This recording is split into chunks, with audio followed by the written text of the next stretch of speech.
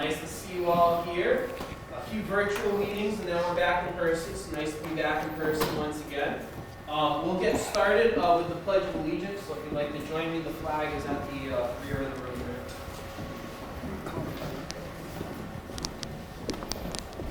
I pledge allegiance to the flag of the United States of America and to the republic for which it stands, one nation, under God, indivisible, with liberty and justice for all. Thank you. Not too many announcements to be made. We're going to have a board meeting coming up here in the next week or two, so board members be on the lookout for that email to coordinate that board meeting. Peter, are we still soliciting folks for the book award, or has that closed? It closes on March 30th, this coming Saturday. What's the name of the gentleman that brought the rifle? Knows of a Mello. graduating That's high school Manny senior Mello. who may be interested. Our book award is up for grabs, so folks can definitely urge those who may be that age group, graduating high school seniors, to apply. And if you have any questions about that, see our Vice President, Peter, in the back of the room. He runs that. And of course, we are looking forward to our Memorial Day service, part of that this year, hopefully. Nothing has come out officially yet from the city, but hopefully we're going to be able to clean the Civil War graves in Rural Cemetery in the Civil War section this year. So we'll get those gravestones looking all nice and sharp for our Memorial Day service this year. So be on the lookout for more information about that. We're still waiting final confirmation from the cemetery board in New Bedford on that, so be on the lookout for emails about that. We'll set up a day of service, probably a Saturday earlier in the month, and we'll go out. Shouldn't take much more than an afternoon. The D2 biological solution, which is approved by the National Park Service and other agencies in the government, works pretty well and is the suggested source of cleaning, especially for environmental reasons and for the integrity of the stone. So we'll be purchasing some of that. And basically you go out, you give it a little scrub, and it looks nice at the end of it. So some of those stones are showing their age, so I think that would be a really nice thing for us to do as an organization, especially before our annual Memorial Day service there this year. Tonight, very excited about this. My father broke out our Burnside carbine over there, 5th model Burnside carbine, especially for this presentation. A man who I don't think gets enough credit and oftentimes gets highly criticized in the annals of the American Civil War, General Ambrose Burnside. So we'll be hearing a little bit about him today from our own New Bedford Civil War Roundtable member, Judge Joseph Michaud. Born in Dartmouth, Massachusetts, Joe served for 30 years in the Army and is a retired lieutenant colonel. He practiced for 26 years, practiced law here in New Bedford for 26 years, and in 2018 was appointed to the bench for the Mass Trial Court as an Associate Justice. So we're very excited to hear all the research that Judge Michaud has been doing on this topic. And so without any further ado, Judge Michaud, the floor is yours, sir. Thank you. Okay, thank you very much. And thank you, Manny, for bringing in the carbine. It's always great to have an additional aspect to the Dog and Pony Show, and that's certainly one that's going to be very welcomed.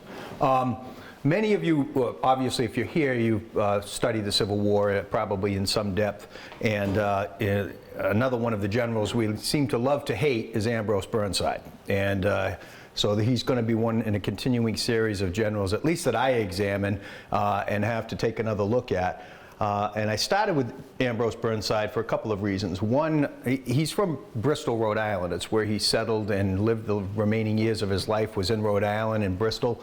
So I always considered him one of our own. He's our local guy. I know people say, oh, well, Hooker was from Massachusetts and such, but I don't think Joe Hooker ever touched foot on the South Coast. But Ambrose Burnside lived here, had a beautiful home called Edge Hill in Bristol, Rhode Island that he resided in and died in, and also had a beautiful home that he built when during his terms as governor in downtown Providence, right near Brown. So that's also a wonderful place to go and visit. But anyways, without further ado, I'll get started. So why don't we, next slide, please.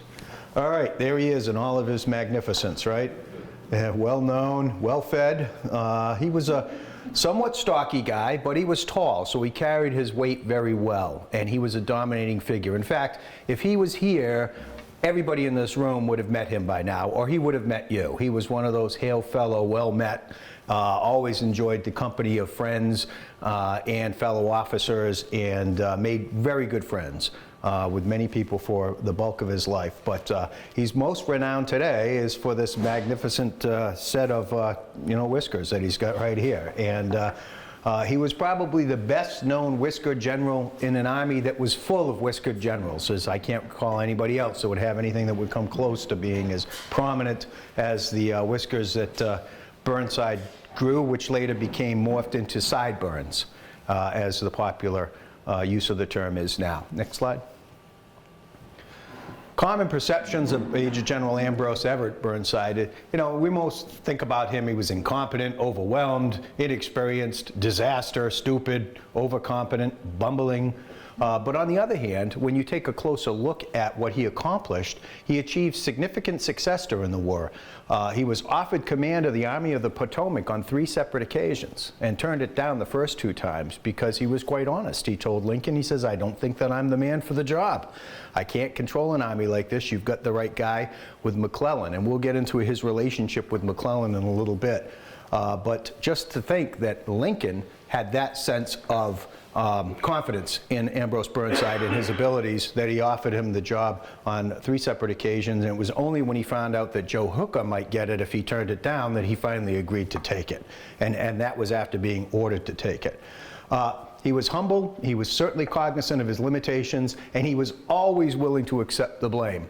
And I don't know how many of you have ever worked with any senior general officers, but it's very difficult to find any senior officer that is willing to accept the blame for anything. And that was, I look at that as far as Burnside is concerned, that's something that he should be lauded for, but it also became something that was used against him. So the assessment of him after, at least the research that I did, is not as cut and dried as what the common perception of him up here is, okay? So we'll review the whole record and we'll hopefully gain a better understanding of a pretty complex individual. Next slide. So who was Ambrose Burnside? He was born in Indiana in 1824, a West Point graduate in 1847. Initially, he was started working as a tailor. His father had apprenticed him to a tailor shop, and he worked as a tailor shop and soon came to the conclusion that he didn't like that kind of work and begged his father to try to use what little political pull he had to get him in to West Point. He was successful in doing that, and he did pretty well at West Point. He ranked 18th out of 47 cadets, which is not bad. He was also right at the top in the number of demerits, which tells you a little bit about him as well, okay? He was kind of a cut up there, made great friends with a lot of officers, to include George McClellan, who graduated, I believe, the year in front of him, and, had lifelong friendships that he basically came called upon during his entire career. After he graduated, he went to the Mexican War, but the fighting was pretty much done, so he just did basically garrison duty there, and then was transferred to the frontier to engage in wars with Native American Indians on the frontier, where he ended up actually taking an arrow to the neck. So he was wounded out there, and he decided he would put in to get transferred. Well, the transfer, and this is his initial connection here, is right here. In 1852, he draws duty at Fort Adams. Now, people are familiar with Fort Adams in Newport. Well, it was part of Newport society as well. When you had young single officers that were there, there were the women and the families in Providence that would have these parties, and he would go there, and that's where he met Mary Bishop, who he later married. They had a very happy marriage, very enjoyed each other's company a great deal. The letter writing to each other was replete with terms of affection and things of that nature. Never had any children for reasons unknown, but he just absolutely fell in love with her and fell in love with the area, and in 1853 he resigned his commission. At the time he had invented and started the Burnside Arms Company in Bristol, Rhode Island. He had gotten the patents and invented the Burnside carbine, which we see over here that Mr. Mello has brought to us that people are, I'm sure, welcome to go up and take a look at after I'm done. But he won a contract and basically front-loaded a bunch of equipment and things, built a factory, and then he was basically cheated out of the contract via a bribe to the Secretary of War at the time. He took a bribe and canceled a $100,000 contract with the government. And if that wasn't bad, his factory burned down, and he was left basically bereft of income and deeply in debt. So he sold his patents to the carbine in order to pay off his debts and avoid bankruptcy. And we'll get a little bit more into that. But so he's down on his luck and needs money, needs a job quick. And so he reaches out to his old friend George McClellan, who he finds is running the Illinois Central Railroad. He says, "Sure, old Burn, come on out here." So Burnside and his wife go out and they actually live with McClellan. Okay, they're staying in the McClellan household, so that tells you how close the relationship between the two was. He stayed there, basically going back and forth between New York, Chicago, and taking care of the financial end of things. He was sort of an accountant type. But bottom line is, he fell in love with Rhode Island and South Coast, chose to make his home here in this area, and lived here basically from the 1850s until his death. And he was one of our own. That's a picture of him with a couple of his staff officers, and I believe he's a major general at that point. Next slide. The Burnside carbine. We have a version of it right over there, but you can see right here. Breech loading, lighter, more rapid firing, much better for cavalry, not the long rifles that most people had. It was a shorter rifle that could be handled quickly on a horse. He wins and loses a contract via a bribe with the Army, leading with significant financial loss. The Army eventually buys 55,000 Burnside carbines, and with apparently the Burnside firearms logo stamped on them, and Burnside realizes the donut from that. So that must have been difficult to see that, particularly when he was commanding troops and they were using a firearm that he had invented. Next slide. Civil War comes, breaks out, and Burnside is one of the first volunteers. He had prior experience, obviously, as a cadet, and he had also served in the Rhode Island National Guard of the time. So he agrees to volunteer. He works diligently, raises the first Rhode Island Infantry Volunteers, and is appointed as the regiment's colonel by Governor Ed Sprague of Rhode Island. Quickly thereafter, Burnside, who was a great organizer, organizes and moves the unit down to D.C., being among the first to arrive to protect the Capitol. Next slide. Very popular with the troops and fellow officers, and Burnside's attributed as saying, "Leadership is not about being in charge, it's about taking care of those in your charge." And you can see here in this photo, they have Colonel Burnside, welcome home. I guess he had gone back and had to take care of things back home, and then when he came back, and there he is, obviously very easy to spot. Big signature from the forehead up front, but that's with his staff, with the 1st Rhode Island Regiment. And he was known for taking care of his troops and was concerned about their welfare, which was not very common with many generals of that time period, who mostly treated the enlisted and the subordinate personnel as something just above the level of a dog. So he was well respected for that. So if we can have the next slide. All right, so if you look at his record, the first thing you want to do is break it down into the pros and cons. And these are, the pro and cons could be arguable on both sides, but this is how I organized it anyways. And if you look at it, basically you have his actions at First Bull Run, the North Carolina Coastal Campaign, South Mountain, Knoxville, and Cumberland Gap, and then post-war. His career post-war was impressive. Where he runs into trouble and where mistakes were made is, obviously the big one is Fredericksburg, but then there's Burnside's bridge at Antietam, and also his actions at the crater. But we're going to talk about those a little bit more, and I don't think when I'm done you'll think that they were as big a disaster as we've been led to believe. Next slide. Okay, so First Bull Run. He comes down and he participates in that. And during the battle, the divisional commander is wounded and has to leave. Okay, he's evacuated from the battlefield. It's the first fight for both armies. Great deal of confusion, masses of confusion, and we've all heard about the Union retreat back into Washington and everything. But Burnside took the division, he was regimental commander, stepped right into the division command, and basically put together a pretty orderly retrograde operation for his unit, at least anyways, which anchored a lot of other units as they retreated back into D.C. After the defeat at the Battle of Bull Run. So it's overlooked, but I think what you do and what you can judge an officer and how skillful he is what he does when they're not winning. Everybody is a great leader when they're winning, but it's what do you do when your unit is not winning that really, I think, set it apart. So I think that's one of the things, and that's why I put it in a pro column, was Burnside's actions at Bull Run. Were they spectacular? No, but he certainly performed as well, if not better, than most other officers on the battlefield that day. The next slide. Okay, the first time that he has any real success is with the North Carolina Coastal Campaign. Now, Irwin McDowell is relieved. McClellan rides to the rescue. He's there.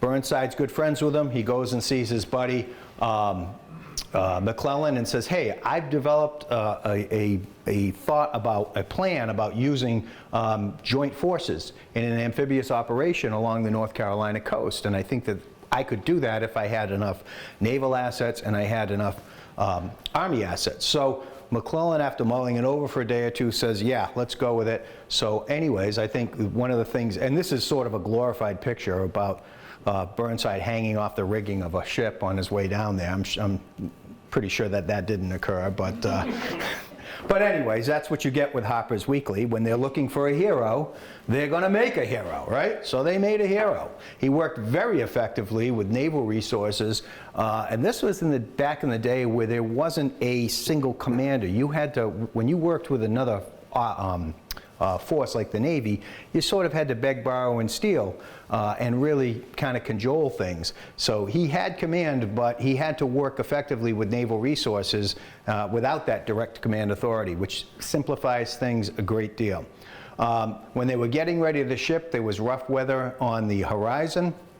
A lot of the troops who were climbing onto the boats were very concerned about the seaworthiness of the craft, and Burnside said, don't worry about it, and he ordered his entire staff to get off the big ship that was going to be basically the command boat, and he transferred them into the smallest boat that was in the worst shape in the Armada, as a way of demonstrating to his troops that, hey, look, I'm not going to ask you to do anything that's more risky than what I'm willing to do myself, which I think is something that you should consider, because not many generals would be willing to do that, to give up the comfort and creature comforts and safety of a larger boat and move themselves and their staff. I'm sure his staff must have been thrilled moving from, like, you know, the Carnival Cruise Line of its day down to a tugboat. But it was effective, and it got people rallying behind him. His troops were dialed down their resistance to going that.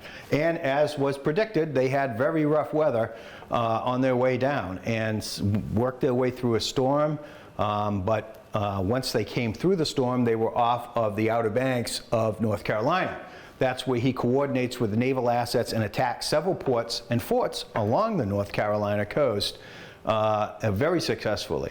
You think about it, it's one of the first times in history that you've seen a combined joint operation, an amphibious operation that goes on.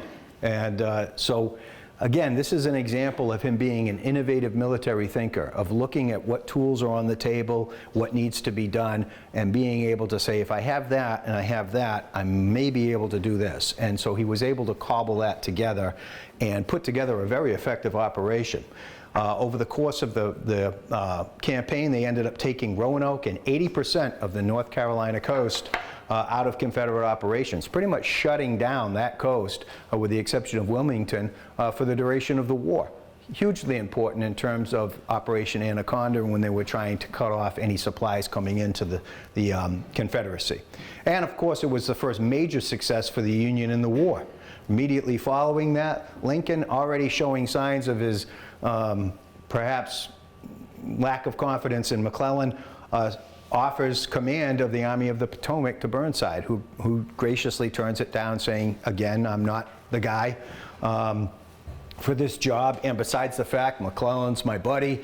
He put me up when I was down and out, got me a job, so there was a lot of loyalty that he had there to McClellan. And most folks will say, well, loyalty is a real virtue, and you certainly want to inspire that with people, but at some point it can become something that is a detriment to one's career, and we'll talk about that down the road a little bit here. Next slide. South Mountain. Now, I'm not a Burnside apologist by any means, but he did an outstanding job at South Mountain. And Jack, you know more about that campaign than I do, but from what I've studied about it, he planned and executed a double envelopment strategy that forced the Confederates to withdraw from Turner's and Fox Gap. When you're going through the mountains outside of Antietam, you're going to go through gaps, basically. And the Confederates had placed small but well-armed and forces in each one of those gaps to basically avoid it. And those of you that have seen the movie 300, where 300 men hold off an entire army because they have to go through a pinch point. Well, the gap is a pinch point. So it's a smart place to put a defensive block if you're trying to block a larger force. Burnside looked at it, saw it, and said, you know what, why don't we try to do a double envelopment, and as soon as they become aware that they're getting flanked on either side, they'll withdraw. And so it avoided a brutal frontal assault and much bloodshed, and also ended up making far quicker movement into Antietam. Lee was hoping that those troops were going to be able to block the advance of the Union Army enough time so that he could get his reserves up, A.P. Hill in particular. So that denied him that opportunity and really provided McClellan with a maximum opportunity to win, which we'll talk about in a little bit. But that's Burnside, and pay attention to that right there. All right, so next slide. So anyways, we briefly talked about the double envelopment, but you'll see here, there are the gaps in here. And so, and this is another thing. He had to deal with Hooker.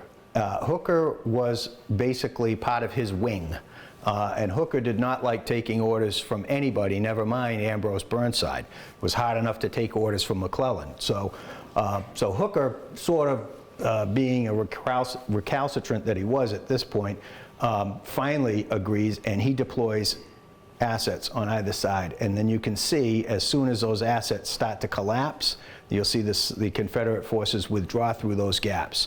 So that saved a great deal of time and a real bloody, it would have been a very bloody assault to try to come through there, and would have slowed down the Union Army significantly. So it vastly accelerates the time used by the Union to advance on Antietam, and they almost catch the Confederate Army in multi-pieces at that point. So you should be, if you're going to look at somebody, look at some of the successes that they had. I think this is one of the successes. He looked at the battlefield. He said, you know what, rather than just trying to punch our way through, let's try to come around and flank them.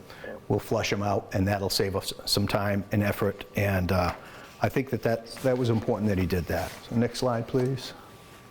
All right, Antietam.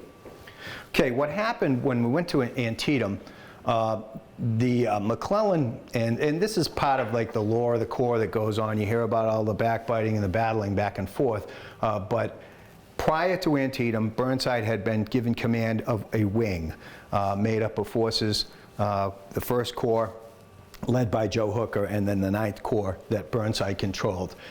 When they arrive at Antietam, McClellan gives orders for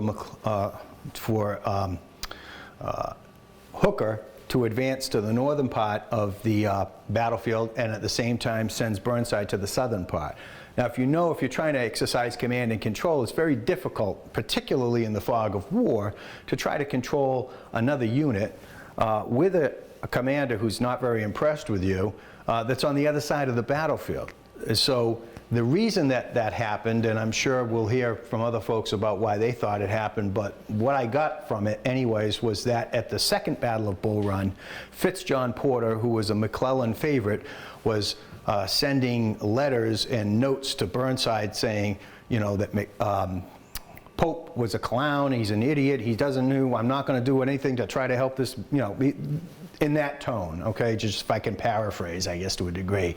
And Burnside, when the investigation went down afterwards, when they were investigating McClellan for failing to provide adequate support to Pope, turned over all of these notes to the committee that was investigating it. They read that.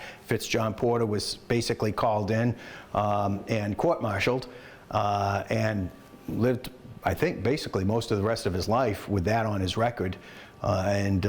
So that kind of ticked off McClellan, and some people think that that's why he decided to split Burnside's forces at Antietam to sort of punish him to a degree.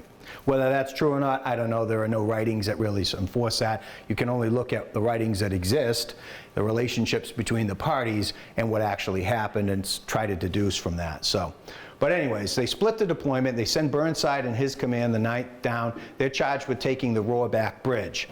And you know, over the years, it's come up that it was just a mere little stream that was a hop, skip, and a jump. I think, as Kid Douglas said, should have been taken in a half an hour and not, you know, delayed as much. But it was, and we'll talk a little bit about that. But it takes 3 attempts, heavy casualties, and causes much delay. The delay allows A.P. Hill enough time to come up from Harper's Ferry literally just in time. Burnside's troops had punched through, were actually getting onto the Harper's Ferry Road when Hill's forces come in like a bowling ball and knock them down and send them back.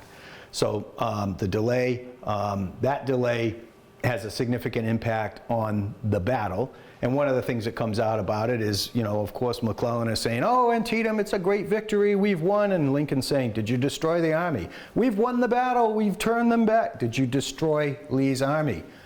He had to write a report and explain that. And one of the things that he did, because he was ticked off at Burnside for basically stabbing his buddy, it was used by McClellan to explain the failure to destroy Lee's army. If it weren't for Burnside, we would have been able to destroy the army, without getting into any of the other details about how it was. But next slide, you can see, no, go ahead, next slide. You can see, there's the bridge. This is what was on the other side. There were steep banks, and I don't know how many people have been there. Jack, I know you've been there, right? I mean, it's not a little creek. It is a river, and it flows. And it was, when I was there, it was swift flowing, and it wasn't as easy. And if you can see that high ground where the Confederate positions were, they were just shooting down here, just like that. Now, does that mean that Burnside should be absolved from responsibility, or he didn't make any errors there? No. I think he did make errors, you know, but you have to take into a lot of consideration one of the things that he did when he found out that the engineers that had been provided by headquarters mislocated the fording spots that were south of the creek, south of the bridge. And as soon as that was determined that those were not where they were supposed to be, Burnside, in my opinion, he failed to recon the fording sites early enough. And you always say, what would I have done? Well, I don't know. I probably, if they told me they're not where they are, I would have said, well, get engineers out there and find some other ones then. We got to get across this bloody body of water. He didn't do that. He sat on his hands and waited, and that was sort of inexcusable and contributed greatly to the delay in the punch through. Because honestly, had they punched through an hour or two earlier, you could have been looking at the end of the war, because they would have had Lee's other remaining forces flanked, crushed them between where Hooker's units were, and Antietam could have ended the war. So it was that big of a mistake on a lot of people's parts at Antietam. But they always, you know, hang it on Burnside. And of course, Burnside didn't write anything in his reports to say anything that was critical of engineers that were provided, that didn't provide fording spots for him. Talk about the separation of his command and how he was, you know, supposed to be controlling 2 corps in different locations of the battlefield. Never writes anything like that. Never anything critical of his buddy McClellan. So, again, part of his problem. Next slide. That's a more contemporary photo of the bridge taken shortly after the battle. But you can see the rise and the water. I mean, and the steep banks. This is not, having been somebody who's had to cross things like this It is not an easy operation to get anything over a body of water, never mind one with steep banks on both sides, open ground that's open to enemy fire, and steep embankments on the other side that provide the perfect shooting opportunities for defenders to locate themselves. But nonetheless, they get through. It's just a day late and a dollar short. Next slide. Okay, after Antietam, right? November 1862, Lincoln orders him to take command. He says, if you don't take command after I order you to, then I'm going to give it to Joe Hooker.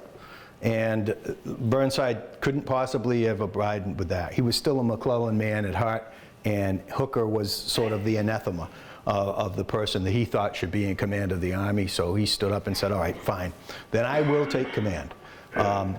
He states again that he's not capable of command again, that he's not capable of such a command. Now, not many generals will come forward and say, hey, I'm not capable of this. Most generals that I've met are always looking at the next star. They're capable, you know, they should be running the whole show. And if you look at his contemporaries around him, they all wanted to be the commander of the Army of the Potomac because they all wanted to be the guy in charge. And so he just basically says, you know, frankly, I don't know if I'm up for it, but if you're going to give it to Hooker, then I'm going to give it a try because I don't think he's the guy to do it.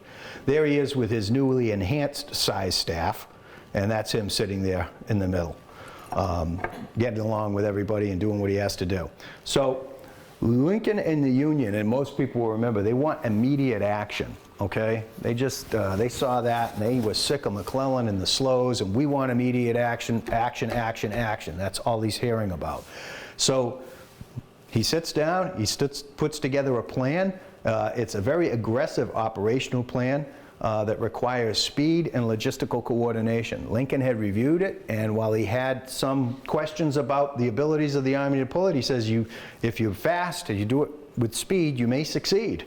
And so he gives it the okay, and they go ahead. And but remember, speed and logistical coordination. Next slide. Okay, so part of it is moving basically the corps and Sumner's corps here down here to Fredericksburg as quickly as possible. Okay, they did that. They got there, and they were sitting in Fredericksburg, and nobody even realized they had moved that fast. Longstreet was slowly starting to get his corps together. Jackson was way over here in the Shenandoah Valley. So it was, they were there, they were sitting, Sumner was ready, and next slide. They didn't get the pontoon boats on time, okay? So you can see this is basically a quick layout, Fredericksburg, and here it is, and there's Sumner and Hooker, and then over here you see Reynolds, and then Meade, okay, Franklin. Those are the three grand divisions, basically, Sumner, Franklin, putting together the push there. But they didn't get the pontoons that they needed to make the successful crossing. And you say, okay, well, you know, I mean, how difficult could that be? Good question. He told Halleck about it. He says, this is going to be critical, Army Chief of Staff. I'm going to need pontoons quickly. And so Halleck immediately says, you're right. And he hands a message to a messenger on a horse who takes about several days to ride to the location where most of the pontoons are located. There's no advance orders that are given at all or anything of that nature. And it takes a good several days for them to get to the pontoon bridges in place. The pontoons would allow them to go across the river. And that delay is critical. Lost the element of surprise. Lee finally realizes, holy cow, if he comes across, he could just be against Longstreet. I've got to get Jackson down in here. We've got to control this area along here. So he does. But, you know, again, Jackson's troops have to come all the way from the Shenandoah Valley. And we had Sumner's forces just sitting there, waiting for pontoons to cross the bridge. So it shows the importance. And one of the things that say, like, you know, amateurs study tactics, professionals study logistics, because if you're in a military operations, logistics is key. Every operation that I've seen and I've been a part of, logistics has been a key aspect of that. And failure to provide adequate logistical support is tantamount to basically just allowing the other side to win. So it was the failure of the Union Army, Halleck, to get those pontoon boats down there in front where they were supposed to be. Remember, Burnside's in the middle of trying to move multiple corps. He's relying on his chief of staff for the Army to put the emphasis to get those pontoons into the positions that they're supposed to. And there were various delays. The delays go on for days, sometimes weeks, as they're trying to haul these pontoons over land to get them into position. And so finally, after, I think it's 7 days after Longstreet arrives, the pontoons finally arrive. So 7 days, a week, they have to sit there and wait while these guys are consolidating their forces and building basically defensive emplacements all along this time. Almost criminal when you think about it. Next slide. And you can see how important it is with these. These are the pontoons and how they could construct bridges to get across, okay? So if you're going to have takeaways with this, Fredericksburg operationally was a good plan. Okay, from an operational perspective, it was good. From a tactical perspective, it left some to be desired. Once Burnside found out that he had lost the element of surprise, and these are the failures that I had down here. Failure of logistical support, Halleck very slow in providing that. Failure to take note of a material change in circumstances and change his plan accordingly. He lost the element of surprise, which was critical in his operation, okay? Without the element of surprise, you're gonna try to cross a river, you know, do an amphibious landing under assault. And actually, Fredericksburg is the first amphibious landing under fire that the U.S. Army ever participated in. So another first for Burnside. But he didn't, and that was a failure on his part. As soon as the element of surprise was lost, he should have said, look, I've got to change my plan. I'm not going to put these guys across the river, you know. He also failed to deliver clear and concise orders to take advantage of the breakthrough that did occur. Meade's forces broke through the lines, which was on the Confederate right flank, which was the weakest spot where they were, and there were no available reserves to exploit that success. In fact, Meade literally rode up to another divisional commander and almost got into a brawl with the guy because he wouldn't order his troops up to support Meade's troops that had made that initial breakthrough. We don't know what would have happened. If there had been adequate support, would they have been able to turn the flank? And then, you know, because they certainly had Longstreet fixed. Longstreet wouldn't have been able to shift much to assist Jackson, but again, that's lost to history. So clear and concise orders and a failure to take note of the material change in circumstances. In the Army, we teach the 9 principles of war, and one of the first things that you learn is surprise. It's a huge principle. If you can gain surprise on the enemy, that's a tremendous advantage that has to be taken advantage of. But if you lose the element of surprise, then you have to fall back on other principles that may be available to help you in terms of positioning your troops for success on the battlefield. Burnside did not do that in this case, and so he failed, and failed miserably. And one of the things that he did, right down here, he published a letter in the New York Times on December 26, 1862. Next slide. From the Army of the Potomac, an important letter from General Burnside, his explanation of recent events, why the Battle of Fredericksburg was fought and what prevented success, his responsibility acknowledged. When in the annals of military history have you seen a general write a letter to the newspaper and accept full responsibility for a defeat? Tells you something about the man. He's willing to step up. He wasn't pointing fingers at Halleck saying he didn't give me the boats that I needed. He didn't point fingers at Sumner for failing to push through and take advantage of some of the success that he had. He wasn't pointing fingers at the divisional commanders that were with Meade for them failing to. He said, I'm the one to blame. I take full responsibility. He didn't even blame the Lincoln administration for lack of support, which is what was, you know, most generals' fallback. Certainly Max was. He never got enough support from Lincoln and the administration. They always needed more troops, always needed this. We didn't have that. That's why we failed.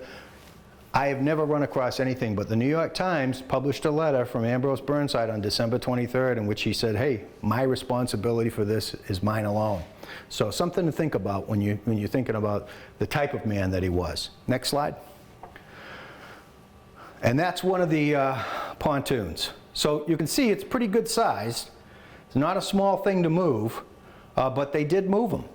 And, you know, had that been put in place and had the leadership, Halleck, realized what a critical component that was to the success of Fredericksburg campaign, it might have been there when he needed it. Instead, it got there a week late after Lee had already had a chance to consolidate his forces. Next slide.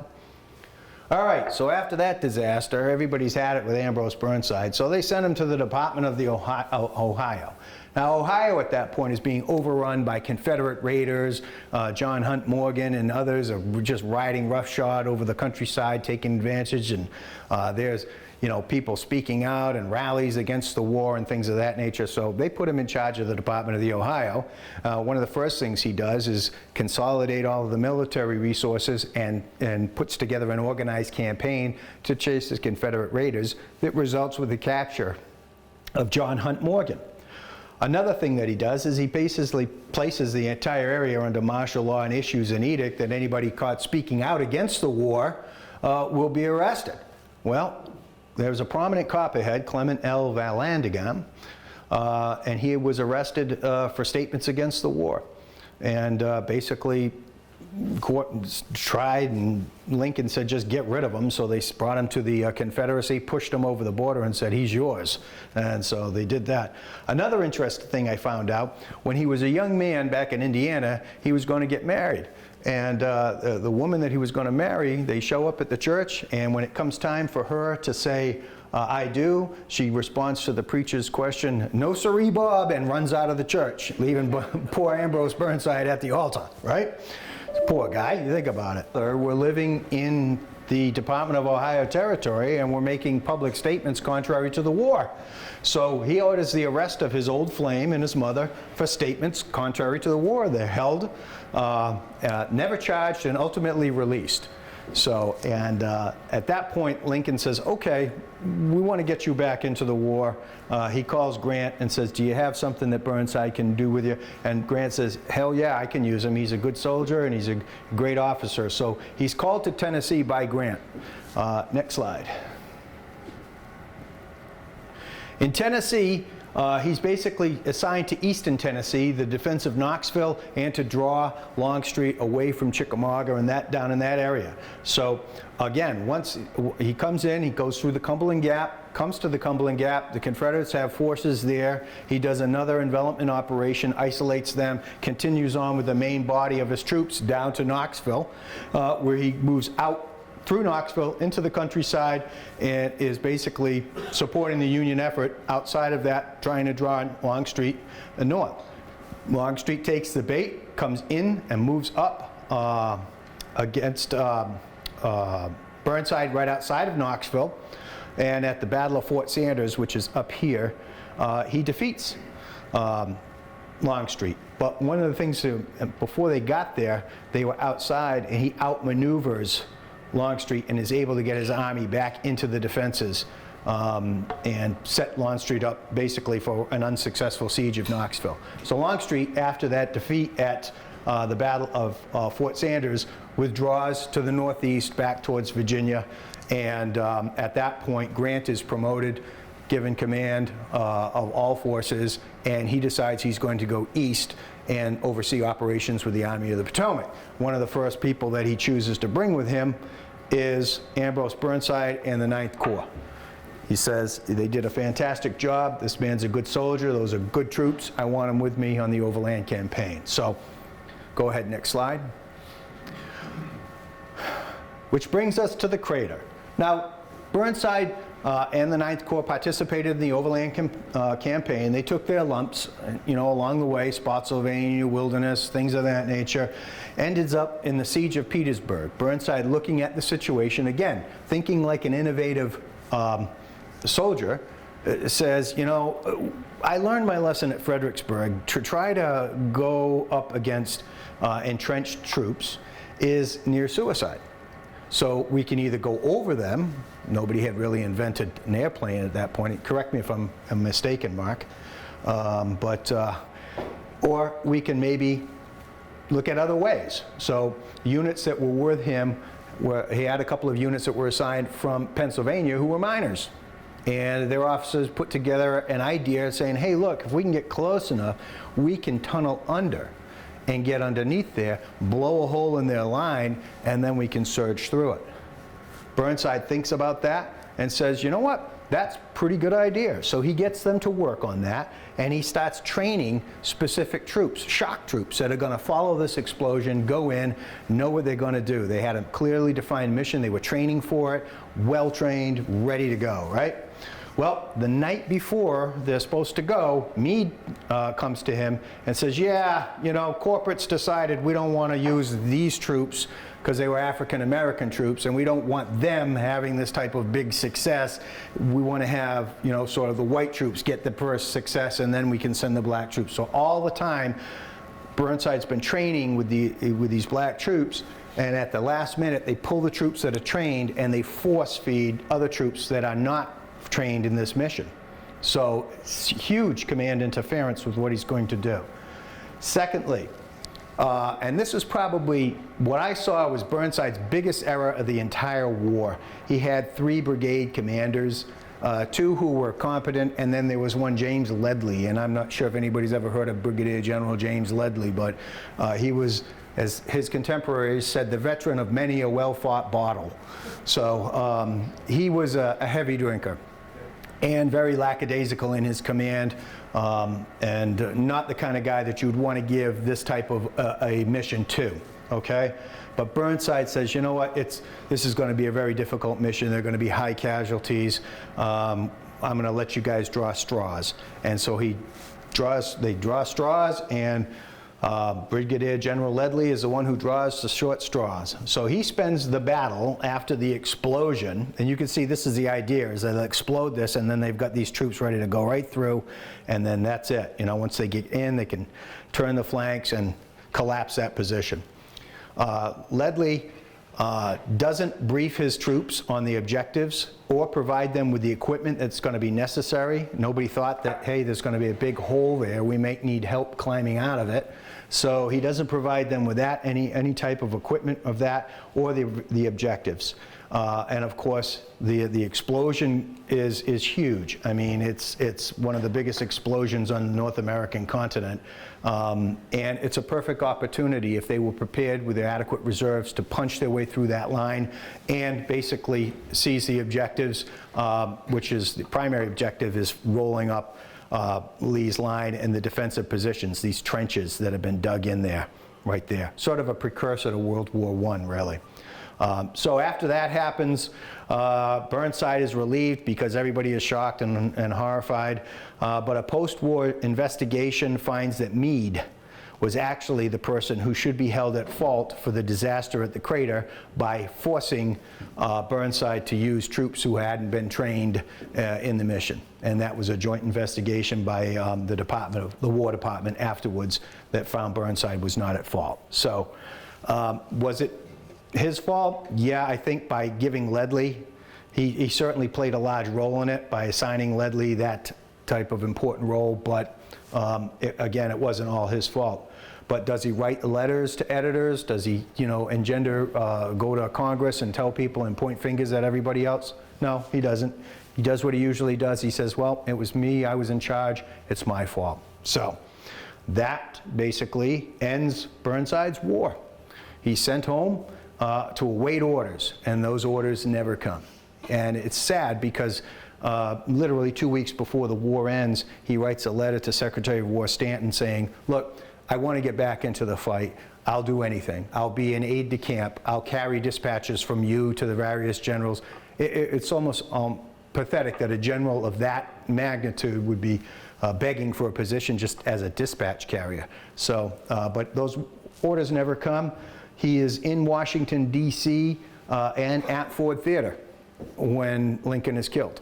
And his last, one of the last acts that he has while he's in Washington is going to Lincoln's funeral and taking part in the procession. And then he retires and goes home. Next slide. And look what happens as soon as you get out of the Army. You lose everything, right? But that's him. So, you know, he goes back, and this is part of another thing for his success, okay? He's very popular. All right, you would think this is a guy who's so maligned. My God, he'd be like, you know, a disaster trying to run. He's elected governor of Rhode Island 3 times in landslides. The first time by 3 times the number of votes by his opponent. Okay, so he serves 3 terms as governor of Rhode Island, and then he is basically runs for senator and is appointed as a senator by the legislature, because that's how they selected senators back then, on 2 separate occasions.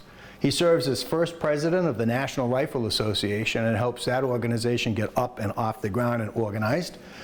He serves as commander of the Grand Army of the Republic, where everywhere he goes, he's feted. Goes to reunions all over the East Coast, and he's always featured speaker. People love him. He's just a big, lovable guy. So he attends many reunions and of course continues to work hard as a senator, and as his lot in life, invest poorly. He lost hundreds of thousands of dollars investing, particularly in an operation with Henry Heath. And people remember Henry Heath from as a Confederate general. After the war, he and Burnside, who I guess they had been classmates, got together, and Heath said, we got a mining operation, we need some money, so he helps him cobble together $400,000, which was a huge sum of capital back then, and within a year it's gone. So, you know, so that's his lot in life. He just seems to constantly invest poorly and such, but is a good man. So next slide.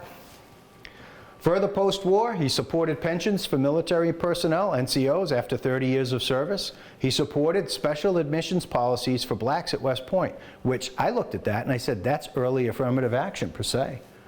He said they've not had an equal chance to get in, so I think we should have a special admissions process for blacks to get into West Point. And that was very out of character for his day. He entertains President Grant at his home in Edge Hill and introduces Grant to the joys of our native clam bakes, right? His wife Mary sadly passes away in 1876. But again, Burnside, you know, continues on. He doesn't hold grudges against former Confederates, the Heath investment that I told you about, but he interacts with a lot of his former opponents on the battlefield, the Confederate officers that surface in Washington and such, and gets along well.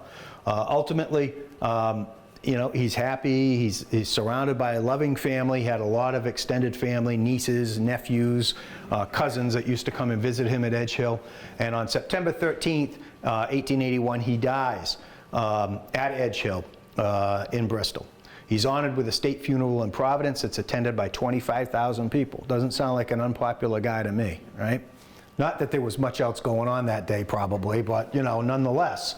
And he's ultimately buried at Swan Point Cemetery next to his wife in Providence, where he lies today. Next slide. And that is he and his wife in Swan Point.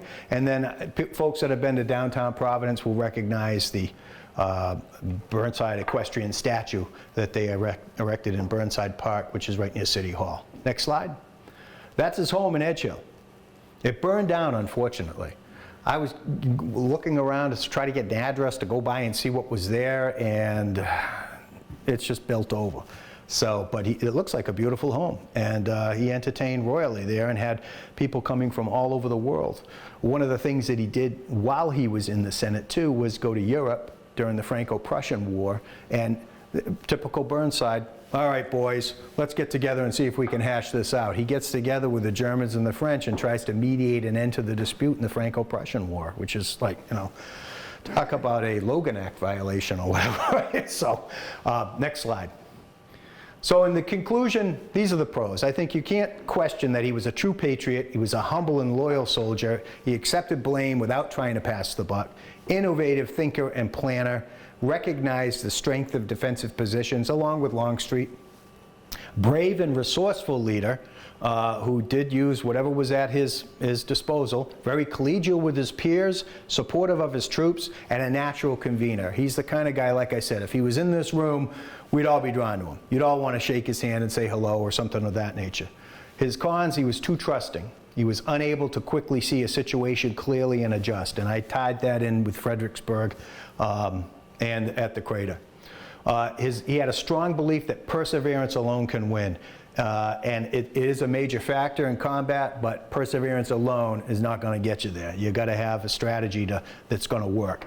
He had a lack of appreciation of key logistics role in operations. And I kind of retract that to a degree because when I studied, he had sent Halleck telegram after telegram after telegram asking, where are the pontoons? Where are my pontoons? I can't do anything until I get them. So, I mean, he realized how important it was. I think it falls on Halleck, who was famous for passing the buck to anybody but him, as to why he failed. And he tended to provide too much latitude to inexperienced subordinates. He had a lot of people that came in that weren't prior service military, and he entrusted them too much too early in their careers. Next slide. So I guess Bruce Catton in Glory Road kind of wraps it up for Burnside when he said Burnside was a simple, honest, loyal soldier doing his best, even if that best was not very good. Never scheming or conniving or backbiting, which was a real big part of being in the Army of the Potomac.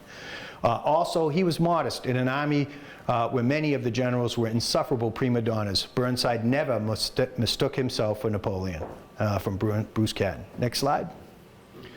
Now, those of you, next slide, who are interested, over in Bristol, at the Bristol Historical Association, they have many artifacts from Burnside and his military career, to include his lieutenant colonel epaulets, that they were very gracious to bring out and put out on a table for me to take a look at.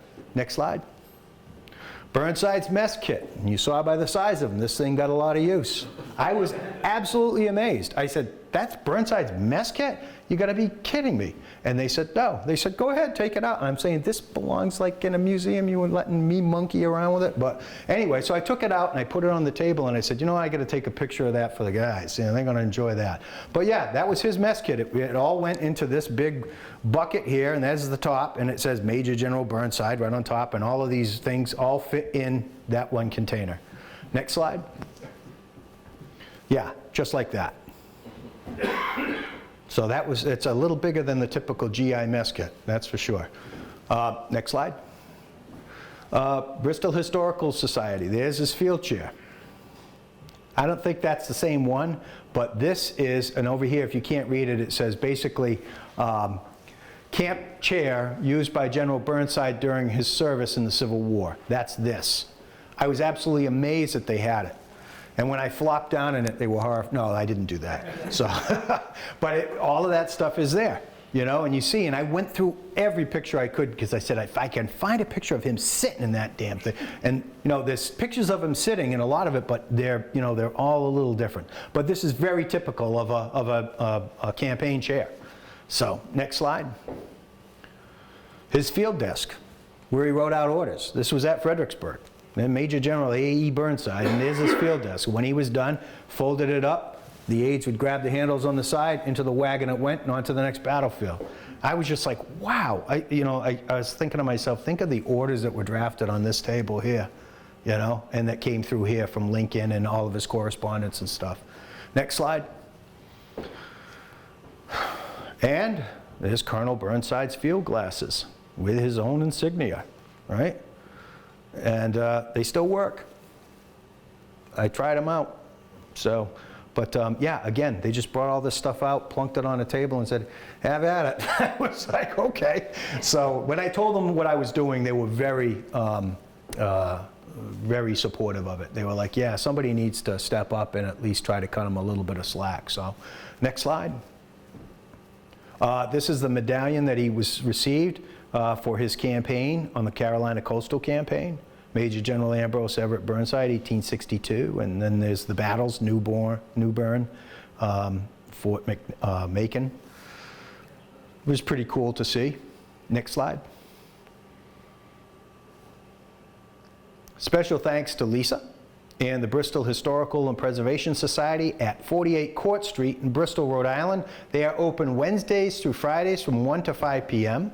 But you can see Burnside's scabbard, belt, and his saddle. And there is his saddle right there. Okay? So if you do want to go, and I strongly suggest if you're interested in this type of material, call in advance and make an appointment, and they will be more than happy to have this stuff out. But it's sort of an effort to drag all of this stuff out and set it up. So they try to do it for people that are doing scholarly research and stuff. But I couldn't thank them enough for opening this thing up, and it was just such a bunch of cool stuff to look at. And this is just a handful of it. There's all kinds of, there's writings, reports on his coastal campaign, all kinds of primary type of subjects, material, and artifacts that are there that, you know, it's a shame this is all that exists, but it was really nice to get a good look at it and to be able to tie this piece with a significant historical figure and significant historical events. So anyways, I think that's it. All right? Subject to any questions, that's the presentation. And another plug, there is a Burnside carbine up here to take a look at if you'd like. Any questions? Questions from the studio audience? Other than the arrow in the neck, was he injured during his military career? No, he was not wounded during the Civil War. He had the arrow in the neck. The question was, did he suffer any other wounds during the war? No, but he did suffer from a breakdown in its constitution in terms of just, you know, overwork. He was exhausted on several occasions and suffered for that. But basically, he was pretty hale and hearty right up until the day that he died. It was amazing, but the day that he died, he complained of chest pains to his nephew. And his nephew said, well, go lay down and take it easy. And then a couple of hours later, they came back and he was gone. So it was one of those things that, you know, okay, maybe good for him that was a quick out for him. But no, he was a pretty hale and hearty figure for the war and certainly stood out along the officers. He would, when he came into a room, he didn't come into a room, he would burst into a room. He just had a command presence about him, and he liked people, and he liked to shake hands and greet people. So it was a lot of the Irish politician to him, you know, backslapper. He got along very well with his contemporaries. Hard to find any of them saying anything bad about him other than maybe perhaps his skill as an officer. Questions? Jack, I know you're itching. I know you're itching. We gotta talk. Now, you're talking about that since you opened it up.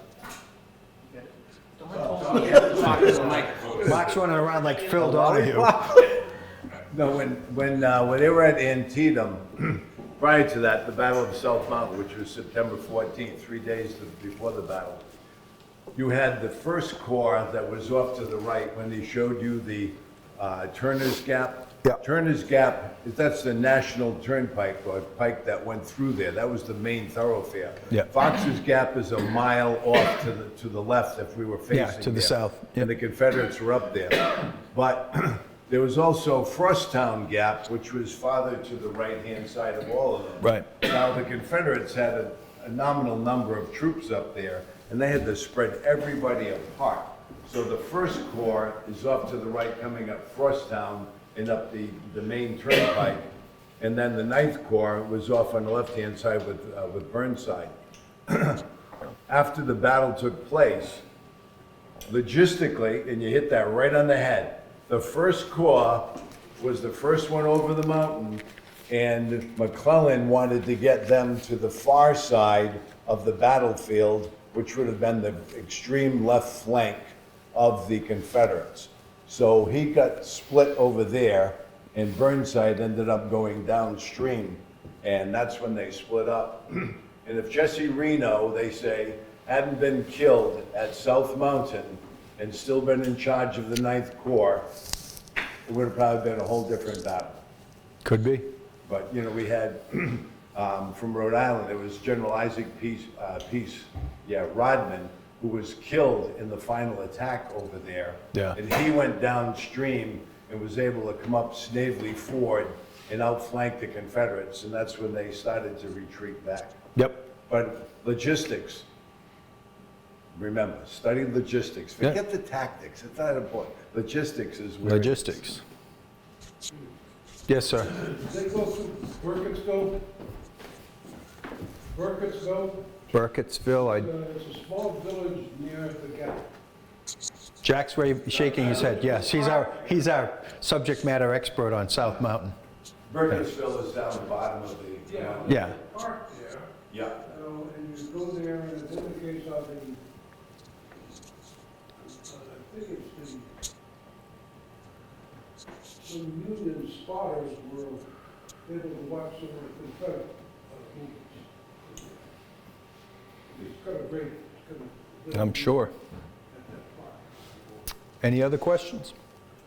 Yes, Dave? When he realized he lost the element of surprise, did he put up any resistance to say we have to stop the operation and just? We can't do it? He wasn't stupid, okay? And he certainly realized that his surprise was a critical aspect of his operational plan for Fredericksburg. But he was under such pressure from DC to act, attack. And I don't think that he had the intestinal fortitude to turn around and tell them no, because we've lost the element of surprise, because this clown chief of staff that you had didn't get me the pontoons that I needed to, successfully cross that river. Because had he done it, he would have been able to roll right up. If he had gotten across quickly, he would have been able to split, Lee's forces, and Jackson was still on the march from Shenandoah. So to me, as I look at it, everybody says, oh, Fredericksburg, absolute disaster. Unmitigated disaster, never had a chance. No, it did. Even after the element of surprise was lost because of Meade attacking on the Confederate right wing, that was where they were weak. And they actually punched through, and there was no reserve support to exploit that. So he should have. And this is one of the great things in history. He should have said, no, okay, I'm not attacking because I've lost the element of surprise. We're going to have to regroup and find, something else that we can do that might work better. And he didn't do that. But, am I apologist for him? I'm trying not to be, but I'm trying to say, there's theory and reality. In theory, yes, he should have stood up and said, nope, I've lost the element of surprise. One of the 9 principles of war, we're out of here. The reality was he had Congress, every editor in the North, Lincoln, pounding on, when are you going to attack? When is the attack? And he just wasn't the kind of guy that could stand up to that and to point fingers at anybody. One of the big things that I'm disappointed in him is that he didn't get around to writing an autobiography, like most of those generals did, defending everything that they did in the war. So we don't know what Burnside, most of these attacks against him that painted him as a, this bungling fool, occurred well after his death. Well after his death, when he was an easy target to attack, because you could see, like, right after the war, he was still very popular. He was a sitting U.S. senator, and he was very popular in his home state, very popular among the troops. So somewhere along the line, that morphed into Burnside the Bungler. And I'm trying to figure out where that happened, but I think it's probably through a series of biographies where he wasn't there to defend himself, and various generals would just say, well, point the finger at him like, they tend to do. Yep. That's it. Okay, thank you very much.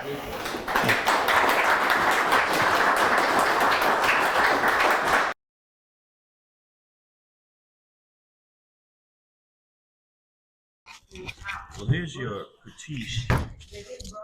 If you can see the cutiche right here, and then over here it'll say made in Burnside Rifle, Providence, Rhode Island. And then you would also have it here.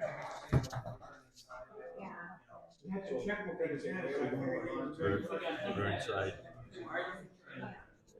Burnside patented, and this patented number was like 6. We traced it like 6 points, 6 digits off, and it went to 6 Wisconsin. Now the serial numbers didn't have good records of serial numbers, so you didn't know where a lot of these muskets and rifles went. They didn't keep the track. But this one here, I know there was the serial number was to the 6 Wisconsin. So it's like 6 digits off. So it had to, more than likely, it was in the 6 Wisconsin caliber. Are there many of them around, or how'd you get a hold of it? We got this from Kittery, Maine. Now, how it got up in Kittery, Maine, we have no idea. No idea. I only wish that these guns could talk.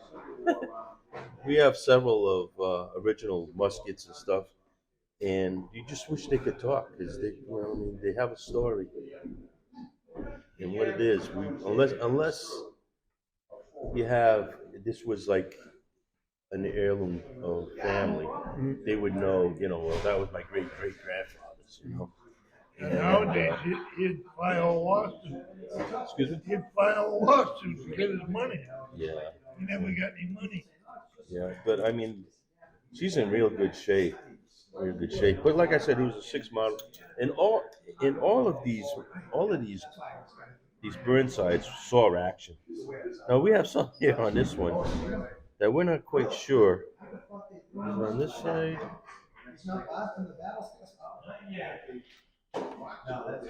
Right here, if you can see all these lines, we don't know if those are kill marks. Because a lot of times what they did they would scratch lines in for kills, but we don't know.